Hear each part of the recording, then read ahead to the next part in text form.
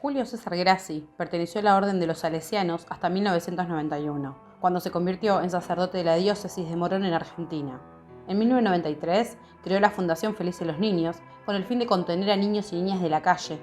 La fundación cuidaba a 6.300 chicos en 17 hogares en todo el país y funcionó desde 1993 hasta el año 2002. El 29 de noviembre del año 2000, una denuncia anónima en el Tribunal de Morón acusó a Grassi de corrupción de menores, y a partir de ahí, todos conocimos al verdadero ser debajo de la sotana. En Cosas Extrañas te contamos la cronología de los hechos. En el año 1991 se presenta ante el Juzgado de Menores de Mercedes un conocido contacto del cura, denunciándolo, y fue la primera causa contra Grassi por supuestos abusos sexuales a niños de la fundación, pero la investigación nunca avanzó y fue cerrada. La causa iniciada en el año 2000 quedó inactiva hasta el 23 de octubre de 2002, cuando Telenoche Investiga, de Canal 13 de Argentina, transmitió un programa en el que se denunció a Grassi por abusar sexualmente de 5 niños de entre 11 y 17 años. El programa incluyó una entrevista con un joven que afirmó a cara tapada que Grassi le había practicado sexo oral en 1998 cuando tenía 15 años. El 30 de octubre de ese mismo año se emite el segundo informe. En esta segunda emisión del programa, Ezequiel, otro niño de la fundación, cuenta más casos de abuso por parte del cura. El 21 de noviembre detuvieron a Grassi, aunque rápidamente fue liberado, y le imputaron 17 cargos de abusos deshonestos contra 3 niños que tenían 9, 13 y 17 años cuando se produjeron los hechos alegados. Grassi negó todas las acusaciones argumentando que lo hacían para sacarle dinero. A la par que sucede esto último, la Comisión Ejecutiva de la Conferencia Episcopal Argentina emitió un comunicado en el que denunció una campaña en su contra, cuyo fin era desdibujar la imagen de la Iglesia Católica y hacer que la institución perdiera la confiabilidad que le reconoce la sociedad. También exhortó que no se juzgue anticipadamente a individuos o instituciones hasta que la justicia se expida de modo definitivo. Aunque el pronunciamiento no aludió a ninguna crítica específica, algunos analistas de comunicaciones lo interpretaron como la respuesta de los obispos a la conmoción suscitada alrededor de Grassi. La comisión ejecutiva la encabezaban el arzobispo Carlic de Paraná y sus vicepresidentes, primero, Monseñor Miras de Rosario, y segundo, Cardenal Bergoglio de Buenos Aires. Este último quizás le suene un poco. El 2 de enero de 2003, Ezequiel se presenta en tribunales y termina retractándose de su declaración. El abogado defensor de Grassi, Miguel Ángel Pierri, aprovechándose de que Ezequiel no sabía leer, le hace firmar un papel retractándose de su denuncia. El papel fue declarado nulo. El 20 de mayo de 2003, Miguel Ángel Pierri queda detenido por presionar a Ezequiel para que se retracte.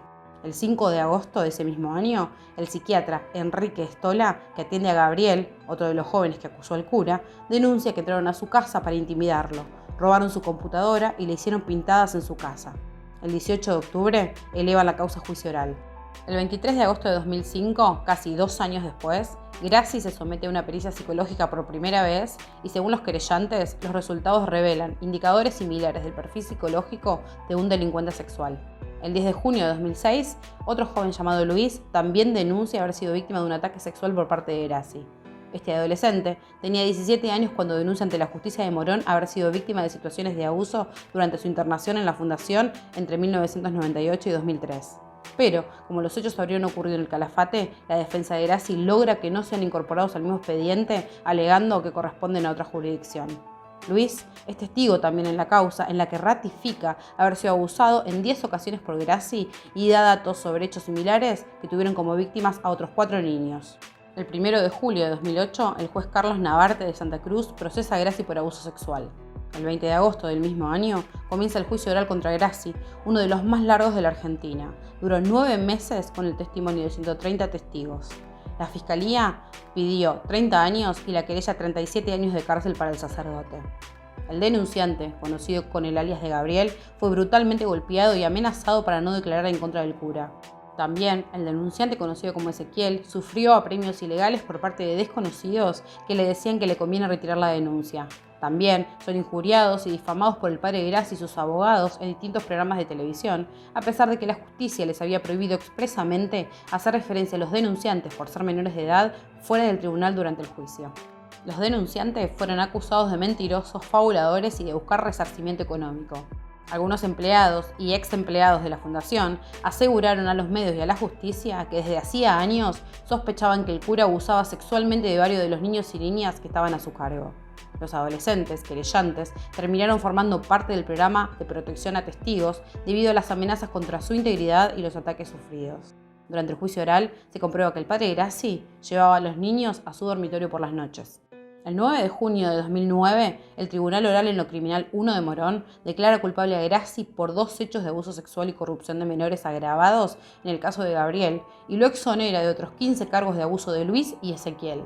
Lo condenan a 15 años de prisión, pero le permiten permanecer en libertad mientras preparaba su apelación. Solo le prohíben ir a las oficinas de su fundación y a los dormitorios de los niños, pero sí podía ir a ambos lugares si iba acompañado de una persona que él mismo podía designar. El 20 de junio de ese mismo año, 49 sacerdotes y 50 laicos emitieron un comunicado en el que se opusieron a la decisión del tribunal de dejar en libertad a Grassi. También criticaron el silencio de las cúpulas eclesiásticas ante este caso y ante otros casos similares.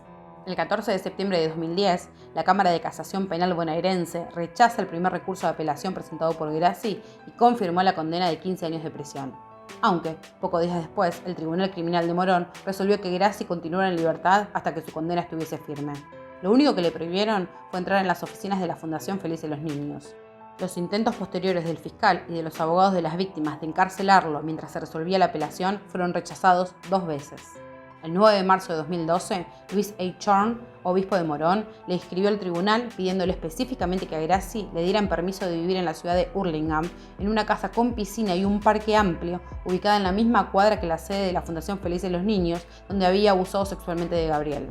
Un día después, el Tribunal Oral en lo Criminal 1 de Morón accede al pedido. El 24 de abril de 2013, el Tribunal Criminal de Morón ordena la detención de Grassi tras una petición de los querellantes que afirmaban que el sacerdote había violentado los requisitos de la libertad al referirse a una víctima en una entrevista en televisión. Sus abogados declaran que apelarían aquella decisión. El día que le dictan la captura, Grassi consigue refugio en Canal 9, evadiendo la justicia, y aparece en varios programas de televisión declarando su inocencia. Finalmente, se presenta a la justicia con su equipo de abogados, que casualmente es uno de los más caros de la Argentina. El 19 de septiembre de 2013, la Suprema Corte de la Provincia de Buenos Aires confirma la condena de 15 años de prisión por abuso sexual agravado y corrupción de menores. 4 días después, el Tribunal Oral en lo Criminal 1 de Morón decide revocar la libertad otorgada y ordena la inmediata detención de Grassi en el establecimiento carcelario número 39 de Ituzaingó, donde ingresó a comenzar a cumplir su condena, y luego fue trasladado al pabellón 6 de la unidad penitenciaria número 41 de Campana. El 15 de febrero de 2014, Grassi pide su libertad hasta que la Corte Suprema de Justicia de la Nación se pronunciara sobre el proceso penal. El 21 de marzo de 2016, la Corte Suprema de Justicia de la Nación ratifica la de la provincia condenándolo a 15 años de prisión. Un año exactamente después de eso, el 21 de marzo del 17, la Corte Suprema de Justicia de la República Argentina, por unanimidad, desestimó los recursos presentados por la defensa y dejó firme la sentencia que había condenado a Grassi a 15 años de prisión por abuso sexual agravado, por resultar sacerdote, encargado de la educación y de la guarda del menor víctima. Cabe aclarar que además de la causa por abuso sexual que tenía Grassi en julio de 2014, el director de hogares de la Fundación Feliz de los Niños, Juan Manuel Casolati, denunció ante la Fiscalía número 8 de Morón que la comida de los niños y las donaciones del lugar, que le eran enviadas semanalmente, en vez de ir ahí, iban para la cárcel para que el padre pudiera pagar prebendas y solventarse una vida de lujo en prisión mientras los niños pasaban necesidades y vivían en pésimas condiciones. Una joyita el cura. Como resultado de la denuncia, es intervenida la prisión y separado de su cargo Raúl Garnica, ahora exdirector de la Unidad Penitenciaria número 41 del Servicio Penitenciario de la Provincia de Buenos Aires. También es intervenida la Fundación en búsqueda de pruebas y una jueza mandó allanar la casa del padre Grassi. También hay que aclarar que en el año 2006, el dueño de la quinta La Blanquita, donde residía el padre Grassi, Alberto Mirenda, había denunciado que no le pagaban el alquiler, aunque más tarde se desdijo públicamente. Para ese momento, Grassi ya había sido denunciado por abuso. El sacerdote fijó en La Blanquita su lugar de residencia cuando la justicia le prohibió seguir viviendo en la sede Feliz de los Niños. La Fiscalía de Morón comenzó a investigar esa vivienda, una casa quinta de 7.200 metros cuadrados, ubicada frente a la fundación, que tenía pileta de natación, cancha de tenis, quincho y otras comodidades. Tiempo después, descubrió que los alquileres de La Blanquita y otra quinta de similares características se pagaban con dinero de las donaciones que llegaban a la institución. Así, Grassi terminó acusado por malversación de caudales que prevé una pena de hasta 10 años de prisión. En un juicio oral que se hizo en 2016, el Tribunal Oral en lo Criminal de Morón condenó al sacerdote al mínimo de la pena, 2 años, y la unificó con la condena de 15 años por abuso. Durante todo el proceso, Grassi contó con un gran apoyo. Diarios, programas de radio y de televisión que lo defendían, famosos. Incluso, en septiembre de 2003, 8.500 padres firmaron una carta solicitándole al gobernador Felipe Solá levantar la medida que consideraban política y que le impedía al padre Grassi tomar contacto con los chicos y chicas de la fundación. Consideraban que la ausencia de Grassi en el lugar podría llegar a provocar una crisis debido a que había una disminución de las colaboraciones. Los padres que firmaron para apoyarlo también realizaron denuncias penales por falsedad contra los periodistas del programa Telenoche Investiga y contra los empleados de la fundación que testificaron contra el padre. Y aunque después de todo lo que les conté les resulta increíble, el padre Grassi pidió la prisión domiciliaria por el coronavirus alegando que sufre una supuesta afección respiratoria y resaltó que un guardia cárcel dio positivo de COVID-19. Este será el primero de los muchos casos que contaremos de los abusos de la iglesia.